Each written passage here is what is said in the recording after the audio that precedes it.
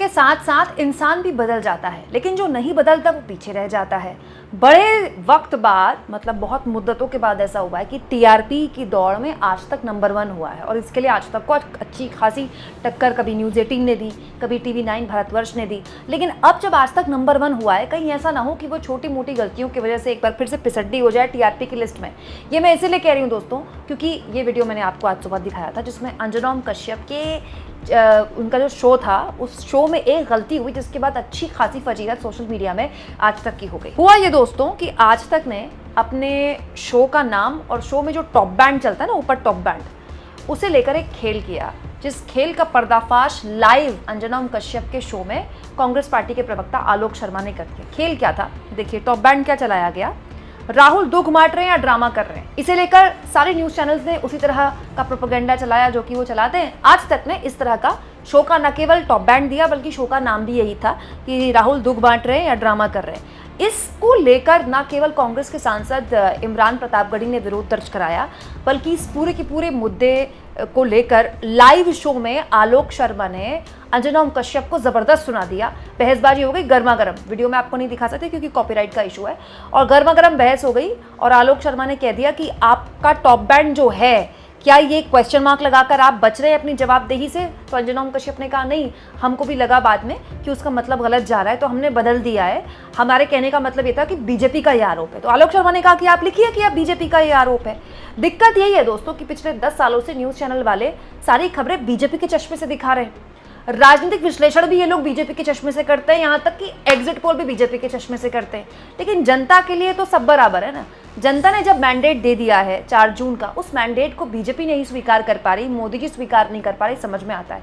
लेकिन news channels क्यों नहीं स्वीकार कर पा रहे हैं कि इस तरह के टॉप बैंड आप नेता प्रतिपक्ष के लिए दे रहे हैं? कांग्रेस पार्टी, खासतौर पर राहुल गांधी के लिए पिछले 10 सालों में जो प्रोपेगेंडा न्यूज़ चैनल ने चलाया, वो बात एक हिस्ट्री हो चुकी है, इतिहास हो चुकी है। अब राहुल गांधी नेता प्रतिपक्ष हैं। दोस्तों यही बात आलोक शर्मा ने पूछी अंजनम कश्यप से कि क्या ये जो लाइन आप चला रहे हैं, ये आपके चैनल की आज तक की आधिकारिक लाइन है एलओपी के लिए, लोकसभा में नेता विपक्ष के नेता के लिए? तो अंजनम कश्यप कहती हैं कि हमने बदल दिया है। हालांकि बीच में वो ताऊ भी दिखा रही थी, तो उन्होंने कह दिया आलोक शर्मा ने कि आप ताऊ नहीं दिखा सकती, और ताऊ दिखाने वाला इसमें था भी कुछ नहीं। और ऐसा कतई मत समझिएगा कि आज तक में नासमझ लोग बैठे हैं जो ऐसे ही कुछ भी टाइप कर देते हैं। बहुत सोच समझ के शो का नाम दिया जाता है, शो में टॉप बैंड दिया जाता है, लेकिन सोचने वालों ने ये नहीं सोचा कि चीज़ें बदल चुकी है तब से लेकर अब तक। दोस्तों अब इस टॉप बैंड को लेकर, शो के नाम बदलने को लेकर, और आलोक शर्मा ने जिस तरह से जवाब दिया अंजनम कश्यप को लेकर, ये काफ़ी वायरल हुआ। दोस्तों इसी को लेकर कांग्रेस पार्टी के प्रवक्ता पवन खेड़ा ने कहा, मुझे पूरा भरोसा है कि आज तक वाले प्रधानमंत्री मोदी के लिए भी इसी तरह की हेडलाइन चलाएंगे, लेकिन क्या करें, ये बेचारे चैनल वाले, मोदी जी तो मणिपुर जाते ही नहीं। इसके अलावा बहुत मशहूर ट्विटरबाज हैं रॉल्फ गांधी, इनके ट्विटर हैंडल से काफ़ी चीज़ें मतलब काफ़ी चुटीले ट्वीट करते हैं। इन्होंने ट्वीट किया, ऐसी हेडलाइन लगाने के पीछे ये लॉजिक देते हैं कि हम सिर्फ दोनों पक्षों के आरोप दिखाते हैं, क्वेश्चन मार्क के साथ। आरोप तो विपक्ष भी रोज़ लगाता है, लेकिन क्या आपने ये टिकर देखे हैं? मोदी ने बर्बाद कर दिया देश, मोदी ने चीन को सौंप दिया अरुणाचल, मणिपुर को मोदी ने जलाया। इसके अलावा दोस्तों एक यूज़र है सौरभ, उन्होंने लिखा, डियर आज तक पत्रकारी कर रहे हैं या दलाली कर रहे हैं? इसके अलावा दोस्तों कॉमेडियन राजीव निगम, ये कांग्रेस पार्टी के समर्थन में लगातार वीडियोस भी बनाते रहते हैं। इन्होंने आज तक के इस टॉप बैंड की फोटो शेयर की और लिखा, ड्रामा कर रहे हैं, दुख बांटने तो मोदी जी मॉस्को गए हैं। मतलब एक कटाक्ष कर रहे हैं राजीव निगम कि राहुल गांधी ड्रामा ही कर रहे हैं मणिपुर जाकर, दुख तो असली मॉस्को जाकर मोदी जी बांट रहे हैं। पता नहीं मोदी जी के विदेश दौरों का इतना मजाक क्यों उड़ रहा है? मोदी जी जो घूमने थोड़ी गए हैं, सरकारी कामकाज से गए।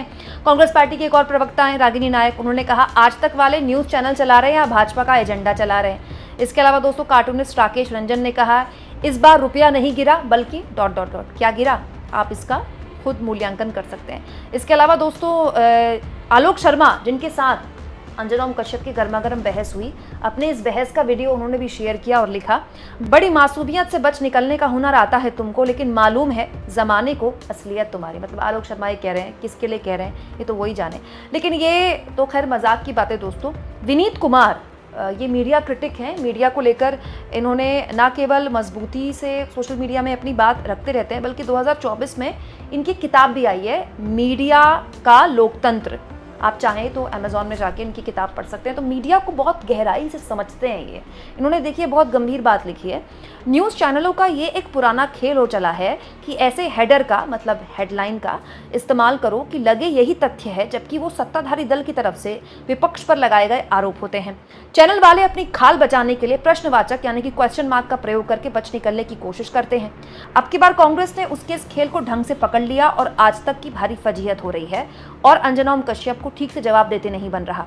सत्ताधारी दल या विपक्ष एक दूसरे पर आरोप लगाते रहते हैं, लेकिन चैनल खास तौर पर सत्ताधारी दल के आरोप को इस रूप में पेश करता है कि वो दर्शकों को तथ्य लगे और सच मानकर उनके प्रति अपनी राय कायम कर सकें।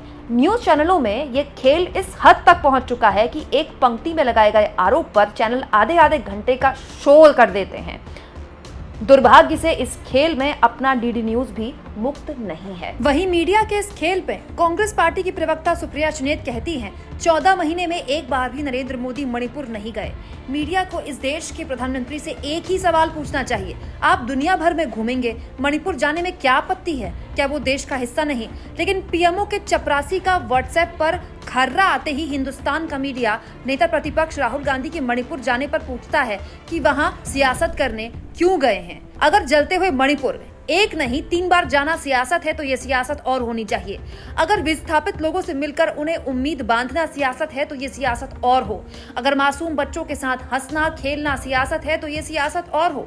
अगर 2 समुदायों में शांति की पहल कराना सियासत है तो ये सियासत और हो। अगर मणिपुर के टूटकर बिखर चुके सपनों को फिर से जोड़ना सियासत है तो ये सियासत और हो।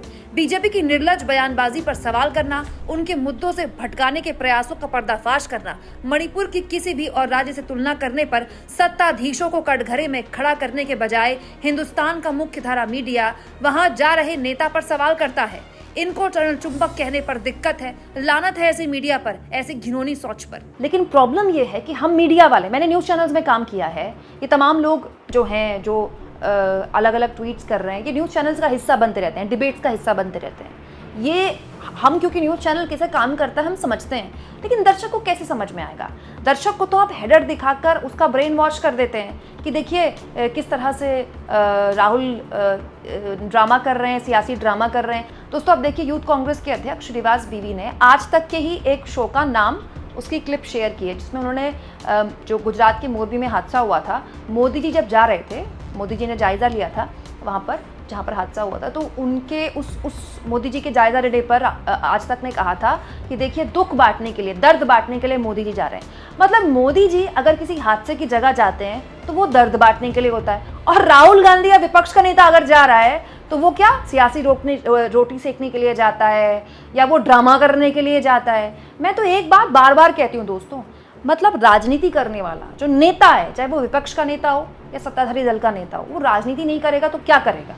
मतलब विपक्ष का नेता एलओपी, लोकसभा में नेता प्रतिपक्ष, उसका काम ही यही है, उसकी यही जिम्मेदारी है कि वो 24/7, हमारे यहाँ तो शैडो पीएम कहते नहीं है, इंग्लैंड में तो शैडो पीएम कहने का रिवाज है, वहाँ तो कहा जाता है। तो बड़ा सवाल ये है दोस्तों कि विपक्ष का नेता अगर सरकार से सवाल नहीं पूछेगा तो क्या सरकार की आरती उतारेगा? क्या करेगा विपक्ष का नेता? बात इतनी सी है दोस्तों कि ये खेल पिछले 10 सालों से बड़ी होशियारी से चल रहा था। अब ये चोरी पकड़ी जाने लगी है क्योंकि चीज़ें बदल गई हैं, जनता बदल गई, जनता का मूड बदल गया है। मैं तो ये सोच रही हूँ कि न्यूज़ चैनल वालों की इतनी बेसिक सी बात समझ में नहीं आ रही है कि यूट्यूब में ऐसे कई वीडियोस में आपको दिखा चुकी हूँ हाल के दिनों में, जब राहुल गांधी के किसी भी वीडियो की जो यूट्यूब में व्यूज़ हैं वो मोदी से कहीं ज़्यादा है। अभी कुछ दिन पहले मैंने आपको ये वीडियो दिखाया था, जैसे मैंने आपको बताया था कि लोकसभा में जो राहुल गांधी ने भाषण दिया और मोदी जी ने भाषण दिया, दोनों संसद टीवी ने अपलोड किया अपने यूट्यूब चैनल में, दोनों के व्यूज़ में इतना फ़र्क है, ह्यूज गैप। राहुल गांधी का उस वक्त जब मैंने वीडियो शूट किया था तो 6 लाख से ऊपर व्यूज़ थे और मोदी जी के 2 वीडियोज़ मिला के भी 1 लाख नहीं थे। अब तो दोनों के बढ़ गए होंगे। लेकिन आप देखिए सोशल मीडिया में राहुल गांधी की पॉपुलैरिटी में इतना ज़बरदस्त इजाफा हुआ है। तमाम तरह के ऐसे पोल्स हैं जो बता रहे हैं कि राहुल गांधी की पॉपुलैरिटी में इजाफा हुआ है, लेकिन गोदी मीडिया ये दिखाने को तैयार नहीं है। इससे नुकसान 2 तरह का होगा। आप उस नेता को खलनायक के तौर पर पेश कर रहे हैं जो नेता लोगों को भाने लगा है, तो लोग आपका चैनल देखना बंद कर देंगे, आप ही को टीआरपी का नुकसान होगा। दोस्तों आपको क्या लगता है, ये जो खेल न्यूज चैनल वाले पिछले 10 साल से खेल रहे थे, क्या अब भी उनके लिए खेलना इतना आसान होगा? कमेंट बॉक्स में जरूर लिखें और जितना हो सके चैनल को शेयर करें, सब्सक्राइब करें और थैंक्स और ज्वाइन के ऑप्शन से अगर आप चाहें तो कुछ आर्थिक मदद भी चैनल की कर सकते हैं।